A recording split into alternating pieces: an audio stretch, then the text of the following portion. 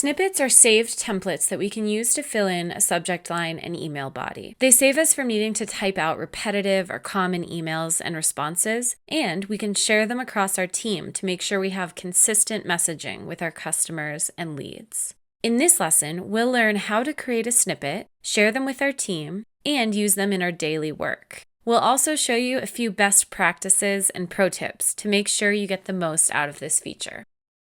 Snippets allow us to create templates and shortcuts for messages that we send regularly. We can use them for full messages or for shorter phrases or links that we use often. The first way to create a snippet is right from an email draft. For example, once we type an email explaining where a customer can update their billing information, we can save the email and subject line as a snippet for future use. Once we have the content that we want in the email draft, click the Snippets icon to open the Snippets menu. Then choose Create Snippet from Draft. At this point, we can edit the content or subject line of our snippet in case we want to make any changes. We want to make our snippets versatile, so we can edit out any names or specifics and leave room for personalization when we use the snippets. We'll also want to update the subject line. It'll only be used for newly composed messages, but it won't replace an existing subject line if we use a snippet to reply to an email thread. Gmail will still add your signature if you have one set up, so you don't need to add it to the snippet. I'm just going to edit out the name here so I can share it with my team and allow each member to personalize their own messages. Finally, beware that if you paste into the snippet editor, any formatting will be saved.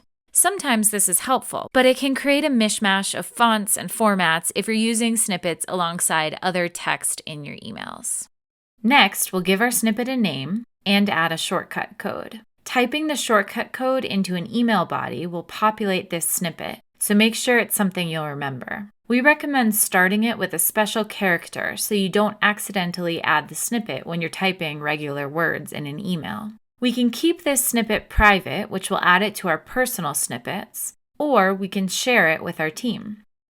Shared snippets are organized by pipeline, so we can create snippets for every business function. For example, our support team uses snippets to save time on repetitive emails and make sure we provide accurate information in every interaction. Our sales team uses them to efficiently follow up with leads that we haven't heard from and move them forward in our pipelines. When we find a message that resonates with our leads, save it as a snippet. Once we share a snippet, anybody with access to that pipeline will be able to use it.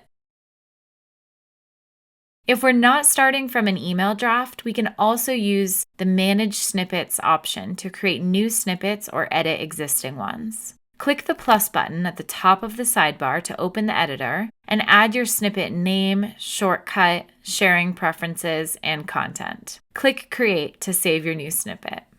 To edit an existing snippet, click on it in the sidebar and make your changes in the editor. Now that we have our snippets ready, we can start using them to send and reply to messages in our inbox. This customer wants to update their card on file, so we can use the snippet we just created. Once we enter the shortcut code, the snippet will populate in the email draft. If we want to look through our snippets to select the best option or don't remember the shortcut code, just open the snippet menu and choose the snippet you'd like to use.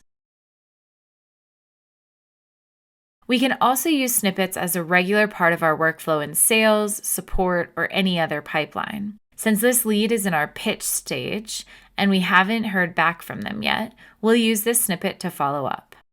Snippets can be useful in a number of ways. We already saw how we can save common replies and phrases and quickly add links to our messages. Sometimes it's helpful to include an image or a screenshot in our own emails. Streak supports adding images and snippets, but it doesn't store the image for you. If you'd like to add images to snippets, you'll need to host it publicly to make sure it appears in your email. For instructions on how to do this, please see the related article called Add Images to Snippets and Mail Merges. In the following lessons, we'll show you more workflow tips like how to use snippets and mail merges to send individual personalized messages to your contacts.